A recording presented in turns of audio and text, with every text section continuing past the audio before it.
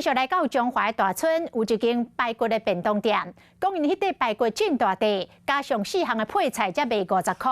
学生甲顾客拢学到讲真佛心。啊，头家娘是真低调，讲26年来毋捌起价，敢若希望互顾客食饱，赚一个工钱就好。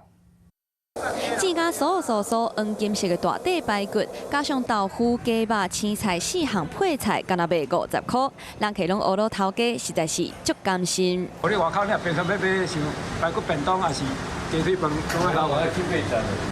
食饭时间，便当店外口排队是排甲路长，因为伫咧学区，学生就是主要的人客，甚至有毕业的校友专工转来食滋味。没有专程会来吃就对了。有经过就会来吃，350块一个铜板就可以解决。便当店的生意强滚，不过头家娘讲，26年来从来毋捌起价，敢若希望人客食会饱。26年啊，价小拢无变哦，50块真正敢无意思。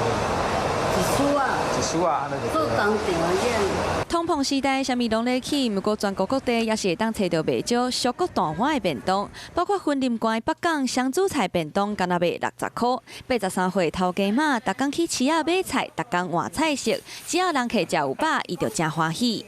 佮有即间台南的自助餐，人客买4个便当，饭拢互菜砍甲无看的，敢若卖27，平均一个无到70块。头家结账的时阵，佮甲人客回息咧，讲最近的菜价伤贵，互人客拢真歹势。甘心的便当店，甲人客钱财收条，嘛甲人客腹肚更加好势好势。